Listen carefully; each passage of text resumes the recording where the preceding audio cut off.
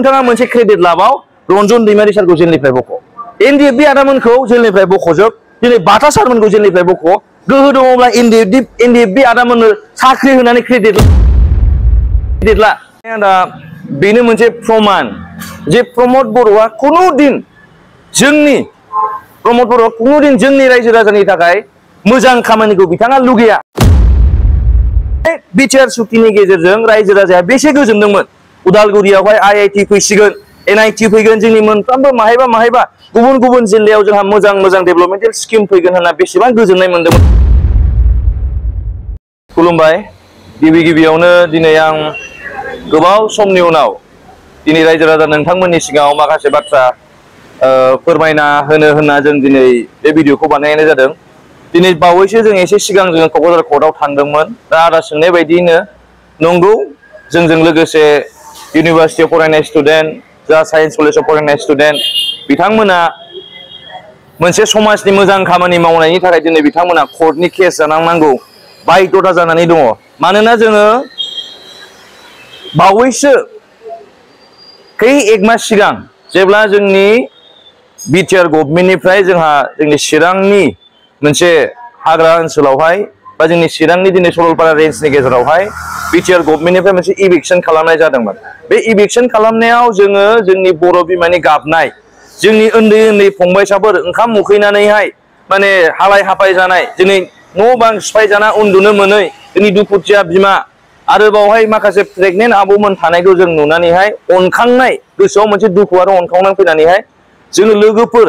जा हायो एसे एनै जों कालेक्सन खालामनानैहाय जोंजों आदा अफिबो दंफायोमोन कालेक्सन खालामनानै जोङो माइरं एसे दालि एसे बिस्कुट एसे हैदोंमोन दा बे जोंनि मावनायनि थाखाय जोंनि मानगोनां माखासे जोंनि लिडारफोर दङ जोंनि इउपिपिएलनि लिडारफोर दङ फेरेंगा सार जोंखौ बुंदों जे लैहोर लैहोर गयारि मोनहा दंफां दानहैदों होननानैहाय नाथाय आं मोनसे प्रश्न खालामनो नागिरदों जे जों दिनै जोंनि बर' बिमा गाबनायाव मोदै फुगारनोसो थांदोंमोन उखैनायाव जों ओंखाम खबसे दौनो थांदोंमोन जुदि जोंनि इउपिपिएल गभर्नमेन्ट बा जोंनि फेरेंगा सारमोना रायजो राजानि मोजांखौ लुगैयोब्ला जों मोजां खामानि मावनायाव बिथांमोना मानो जोंखौ जेलाव सोनो थाखाय बिथांमोना रेडि जानानै दङ मा प्रमान होदों जों रायजो राजानो गावसोरनो बुङो जे जोंनि बिटिआरआवहाय गोजोननाय फैबाय होननानैहाय गोजोननाय फैदोंब्ला जों इयुन जोलैनो मा फोरोंनो सानदों अपेनलि जोंखौहाय इलेक्शन समाव जेब्ला जोङो जोंनि बिपिएफ पार्टी अफिस खाथियाव दङमोन अपेनलि जोंखौ पाब्लिकेलि बिथांमोना जोंखौ बुबाय अब्ला जोंनो मा मेसेज होदों जों लाइमोनफ्रा मा सोलोंगोन नोंसोर लिडारफोरानो जोंखौ फोरोंबाय जे जोङो गावजों गाव नांलाय खमलाय खालामनो नाङा जोङो पिस मेनटेन खालामनांगौ जोंहा सान्थि फैबाय होननानैहाय जुदि सान्थि फैमारदोंब्ला एसेबां सीसीटीवी केमेरा फुटेज दङ रायजो राजानि गेजेराव जोंखौ माने बिदि एटेक खालामखो बेखायनो आं रायजो राजानो खावलायनो सानदों इउपिपिएल जोंनि प्रमद बर' बा जोंनि फेरेंगा सारमोना रायजो राजानो मोजां मेसेज हराखै बिथांमोना जों फंसे फंनै जे बाथ्राया सैथो बाथ्रा जों सोंखारिनायखाय बिथांमोना जोंखौ गुन्दा फाथायनानै जोंखौ बुहोदों आं बुंनो सानदों नोंथांमोना गोहो दंबा जेलाव थानाय एनडिएफबि आदामोनखौ बख' गोहो दङब्ला जोंनि एनडिएफबि आदामोन दिनै सुक्ति जानानै फैनाय एनडिएफबि आदामोननो साख्रि हो गोहो दङबा बिथांमोननो रिहेबिलिटेसनखौ हो गोहो दङबा मार्टियार फेमिलिनो बिथांमोनखौ साख्रि हो प्रमद बर' बिथाङाहाय थांनाय बावैसो सिगां एक मास सिगां जोंनि सुजित नार्जारी मार्टियार सुजित नार्जारीनि बिफा आयंआ जेब्ला थैयो श्राद्ध दिनाव जोंनि प्रमद बर' सारा थांदोंमोन रायजो राजा एरियानि ओनसोलनि रायजो राजानि सिगाङाव मोनसे खोथा होबोदोंमोन जोंनि मानगोनां प्रमद बर' साराहाय जे सुजित नार्जारीनि न'खरावहाय दासिमबो साख्रि मावनो हानाय आदा सुजितनि बियानै बा बियादै दङ बिथांमोननो साख्रि होगोन होनना गामिनि सुजित नार्जारी आयंनि बिफानि श्राद्ध दिनाव गामिनि रायजो राजानि सिगाङाव बुंबोदोंमोन दिनै आं सोंनो सानदों नोंथांनि साख्रि होनायनि बाथ्राया बहा थांखो सुजित नार्जारी आदानि मुङावहाय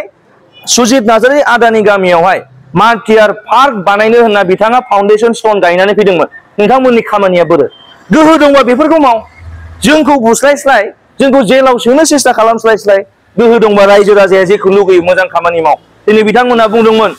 दिनै जोंनि बर' रायजो राजाया अन्थाइ देखावनानै जानांला बन फानना जानांला दिनै जौ मावना जानांला बिटिआर गभर्नमेन्टआवहाय इउपिपिएल सालायनाय लोगो लोगोनो साफ्रोमबो न'खर एमए पास बिए पास बिथांमोना साख्रि मोनजोबनायनि बाथ्रा बुंदोंमोन नाथाय जों दिनै लाइमोन सेंग्रा सिख्लाफ्रा जों मोनसे प्रश्न खालामनो नागिरदों नोंथांनि इलेक्शननि सिगां मोजां बाथ्रा बुंनाया बहा गोमालांजोबखो जों बर' रायजो राजाखौ बिथाङा थगायनो सानबाय नामा आं खावलायदों प्रमद बर' सार नोंथांखौ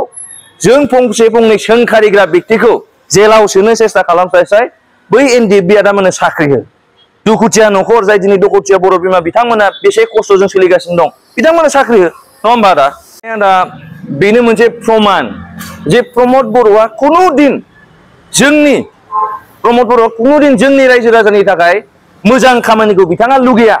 जायनि थाखाय इभिक्सन खालामबाबो जोंखौल' खालामो बिथाङाहाय दिनै एनकाउन्टार खालामबाबो जोंनियाल' एनकाउन्टार खालामजानांगौ बे मोनसे प्रमान आरो बेनो मोनसे मेसेज रायजो राजानि सिगाङाव जे प्रमद बर' बिथाङाहाय माब्लाबाबो जोंनि बर' रायजो राजानि थाखाय खामानि मोजां खामानि मावगोनखौ जों नुनो मोनाखै आरो जेबायदि जोंनो मेसेज होगासिनो दं प्रमद बर' बिथाङाहाय दिनै बिटिआर सुक्तिनि गेजेरजों रायजो राजाया बेसे गोजोनदोंमोन उदालगुरियावहाय आईआईटि फैसिगोन एनआईटि फैगोन जोंनि मोनफ्रोमबो माहायबा गुबुन गुबुन जिल्लायाव जोंहा मोजां डेभेलपमेन्टेल स्किम फैगोन होनना बेसेबां गोजोननाय मोन्दोंमोन रायजो राजायाहाय आदामोनाबोथ' गोजोनदोंमोन बिटिआर सुक्ति जाबा नाथाय बिटिआर सुक्ति जानानै दिनै 4 बोसोर बारलांबाय बबे मोनसे दफाया जाफुंखो बे जों लाइमोनफोरनि गोसोआव मोनसे गिख्रंनाय फैदों सुक्ति जानायनि उनावबो दिनैसिमबो माने एनडिएफबि आदामोना दासिमबो माने जेलाव दङ बे जोंनि मोनसे गिदिर प्रश्न ओंखायनो जों खावलायो रायजो राजाखौबो प्रमद बर'आ जे सासे जोंखौ थगायग्रा व्यक्ति बेखौ जोङो आरो खुनु प्रमान नांगौनि दरखार गैला गाव व्यक्तियानो प्रमद बर' बिथाङानो जों रायजो राजानो बिथाङा प्रमान होगासिनो दङ रायजो राजायानो मिथिगौ दिनै सासे सुबुङा जुदि 10 बोसोर जेल जादोंबा 10 बोसोरनि उनावहाय बिथाङा गखागोन दा बेबायदिनो बिथांमोनाबो बिथांमोननि टार्मसा जोब्बाय जेल जानांगौनि जे समायमोन बिथांमोना बे समायखौहाय जेलाव खाथेजोबनानै दिनै बिथांमोना टाइम फैबाय जे गनायनि सासे छात्रआ मेट्रिक पास जानो थाखाय क्लास 10 सिम फरायखांनानैसो मेट्रिक एग्जाम होनो हायो अब्ला जों मेट्रिक पास होननानै मिथिगौ दा बे आदामोनाबो जेलनिफ्राय गनो थाखाय सोरबा 8 बोसोर सोरबा 9 बोसोर थानांगौ दंमोन दा बिथांमोना 8-9 बोसोरखौ दिनै बिथांमोना फोजोबजोब्बाय जायनि थाखाय बिथांमोना गबोबाय नाथाय आंनि प्रश्नआ बेसो दिनै प्रमद बर' सारमोना दिनै मानो इसेबां खनले क्रेडिट लागासिनो दङ निउस मिडिया ओरैबायदि क्रेडिट लागासिनो दङ बेखायनो आं खावलायनो सानदों प्रमद बर' बिथांखौहाय आरोबाव नोंथाङा मोनसे क्रेडिट लाबाव रन्जन दैमारि सारखौ जेलनिफ्राय बख' एनडिएफबि आदामोनखौ जेलनिफ्राय बख'जोब दिनै बाथा सारमोनखौ जेलनिफ्राय बख' गोहो दङब्ला एनडिएफबि आदामोननो साख्रि होनानै क्रेडिट ला गोहो दङबा माल्टियार एनडिएफबि फेमिलिमोनखौहाय दिनै साख्रि होनानै क्रेडिट ला नङा होमबा आदा क्रेडिट लानोबा रायजो राजानि मोजां खामानि मावनानै क्रेडिट ला नाथाय बै जे खामानिया अलरेडि जाखानांगौमोनबा जाखांजोबखाबाय बिनि थाखाय क्रेडिट लानायखौ सारा खमायनांगौ